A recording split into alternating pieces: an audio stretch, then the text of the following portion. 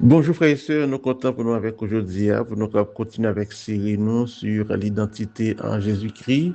Et aujourd'hui, nous reprenons ensemble avec vous les deux systèmes, celui qui fabrique des esclaves et celui qui révèle des fils.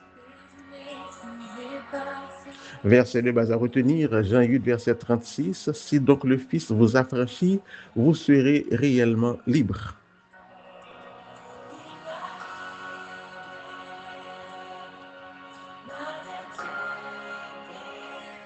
Mon frère, ma soeur, depuis le commencement, deux systèmes s'affrontent, deux royaumes, deux cultures, deux manières de penser, deux identités.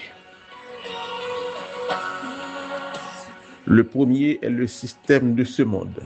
Il ne cherche pas seulement à influencer les comportements, il cherche à façonner l'identité de l'homme. Le second est le royaume de Dieu inauguré par Jésus-Christ.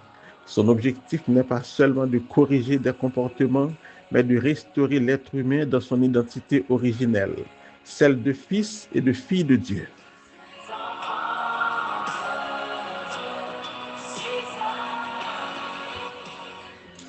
Donc on est que toute Bible là, c'est confrontation avec deux identités ça. L'Égypte, par exemple, voulait fabriquer des esclaves, mais Dieu te voulait un peuple libre. Babylone te voulait effacer l'identité d'Israël, mais Dieu voulait préserver un peuple saint. La croix est le point culminant de cette confrontation. Jésus n'est pas venu simplement améliorer l'homme, il est venu lui rendre son identité. D'où le plus grand combat de l'histoire n'est pas politique, économique ou militaire. Il est identitaire.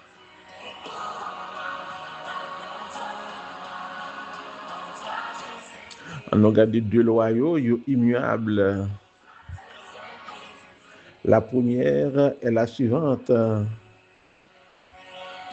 Jean 8, 34. Quiconque se livre au péché est esclave du péché. Donc, ce n'est pas seulement son fait qui définit, mais ça va livrer au la donne, les définir tout. Dans le royaume spirituel, là, personne ne paraît être neutre. Ça va faire dit qu'il est souillé. On n'a pas besoin de dire qu'il est souillé, dire qu'il sera fait, moi-même, m'a dit qu'il est souillé. La deuxième loi, c'est celle qui libère. Jean 8, 32, vous connaîtrez la vérité et la vérité vous affranchira. Selon cette loi,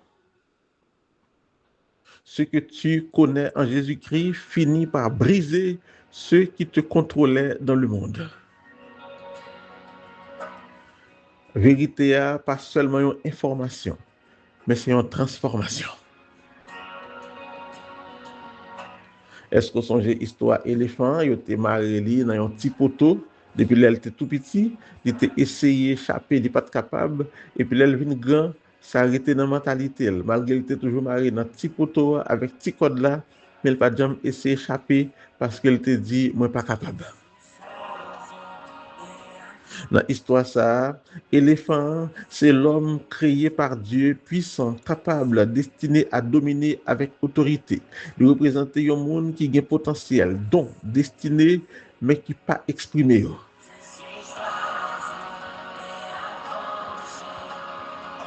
Eh bien, je dis, c'est joie qui arrive pour libérer. Moi, déclarer au nom de Jésus-Christ, c'est pour toute fausse identité qui est dans ou brisée dans la vie de monde qui a écouté message ça. Toute voix qui t'a dit ou pas capable, ou pas rien. Moi, réduit au silence. Toute mémoire d'échec qui t'est construit en mentalité d'esclave, perdu autorité sur la vie au nom de Jésus. Si vous connaissez qu'il est souillé dans Christ là, je proclame que chaîne invisible dans la pensée, habitude, croyance, limitant tout, détruit au nom de Jésus. Là, côté où tu es campé, cet esprit, dis-moi pour me dire, je dis à c'est l'heure pour relancer le mouvement, pour avancer. Et si vous parlez, je connais que ou pas ça ou te vivre là, attendez, ou pas ça yo dit, ni ça moun dit, ni ça ou pensé de ou, ni même ça te échoué l'autre accompli là. Mais ou ça que bon Dieu dit de ou dans Christ là, ou libre, ou restauré, ou appelé et ou destiné à régner. Que tout cela se réalise sur toi, sur ta vie, sur ta famille, sur ton ministère, et que Dieu vous bénisse abondamment. Pas oublier verset A, si donc le Fils vous a franchi, vous êtes réellement libre. À nous prier, Seigneur, aujourd'hui par la foi, au nom de Jésus, par la puissance de l'Esprit, moi sorti dans la prison spirituelle qui était même captif là, pour me rentrer dans la vérité, identité dans Christ là, par révélation de cet esprit là. Amen. Je vous remercie de votre attention. Excellente journée, bonne méditation à chacun de vous.